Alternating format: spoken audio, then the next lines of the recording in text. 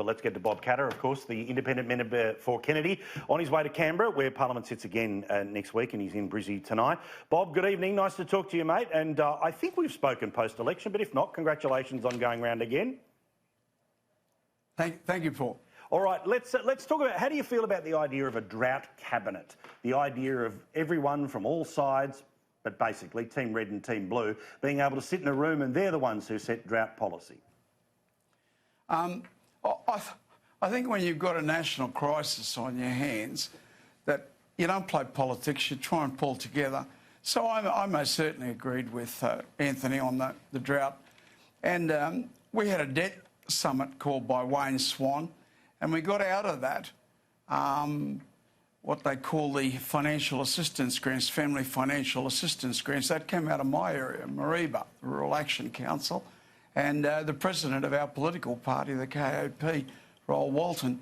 But the Treasurer gave those out, and I mean, I think there was a bipartisan approach there, and I think a bipartisan approach is needed here because it's just not working at the present moment. I mean, comments made last week are absolutely right. I mean, the situation is getting worse and disastrously worse. So the Prime Minister says we're spending $9 billion. The Prime Minister travels to all of the places as frequently as possible and says that if you can help him with an idea, he'll take it on board. So let's give him some. What are some of the examples where help should be happening, but it's not happening around places like Mount Isa? You know, Paul, this is, to me, very, very simple. I was the minister responsible, primary responsibility of the State Bank. When the sugar industry went down, the price dropped to a third of what it should be.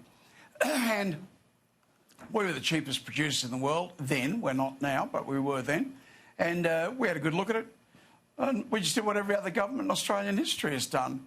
We borrowed money at about 2.5%, I think it was. And we paid out the banks. So the banks are gone. If I'm a farmer, I don't owe anything to the bank. I now owe it to the Reconstruction Bank, which was under Katter and another bloke called Bill Gunn. And so now I owe it to them. Well, we're only charging them the interest rates that the government's borrowing at 1.9%. I mean, if the government goes in, buys out the bank at a discount, because it's bad debt, remember, at a discount, and just simply charges what they're paying, the interest. So the taxpayers, it costs them nothing. And that's why every government in Australian history has gone to what they call, it's a technical name, Reconstruction Bank. But all it is just a government authority borrows the money at 1.9%, I'm told, the current rate, and loans it out at 1.9%, and they buy out the bank debt at a discount. So, I mean, there's no extra debt for the farmers. He's got a little bit of money because of the discount to be able to buy fodder. But, I mean, they haven't got the money to buy fodder, and the cattle are dying. And our beef herd has gone down from 32 million to 23 million.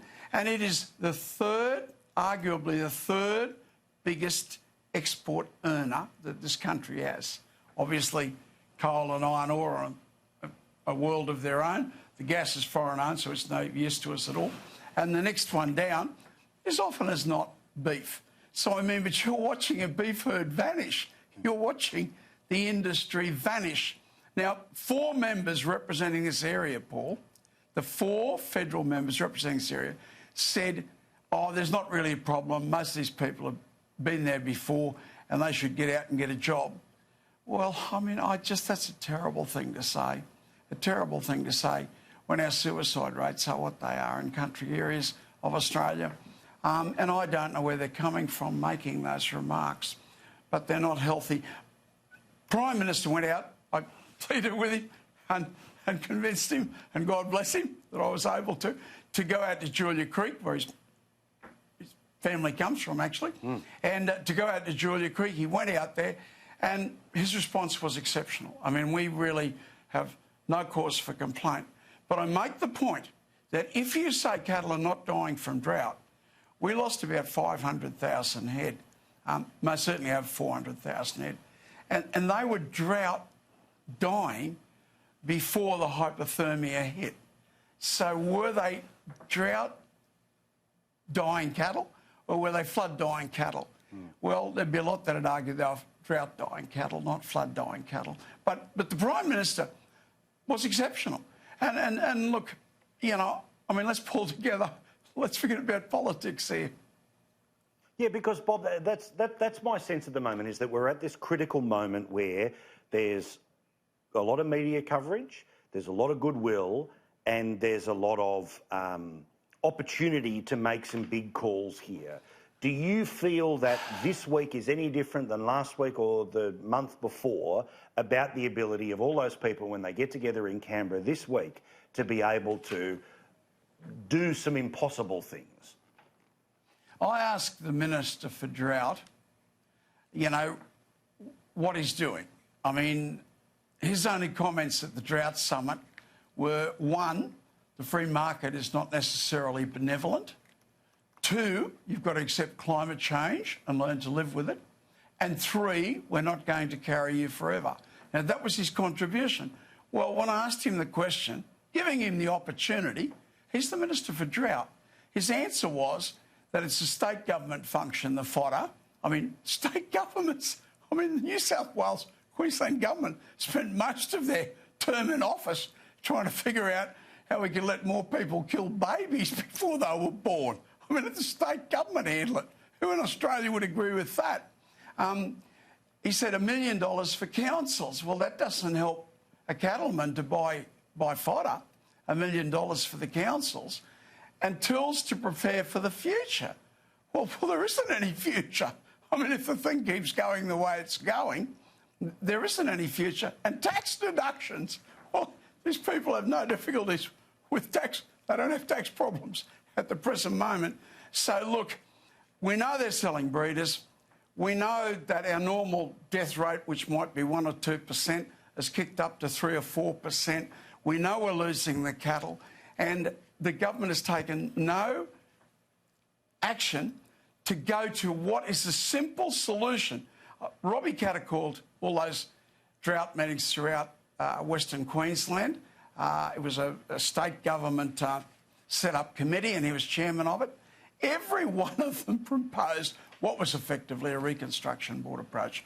The government borrows the money at 1.9%, lends it out to them at 1.9%, takes the bank out. The bank's gone completely out of the picture. And they now owe the money to the government, and they only have a 1.9% exposure.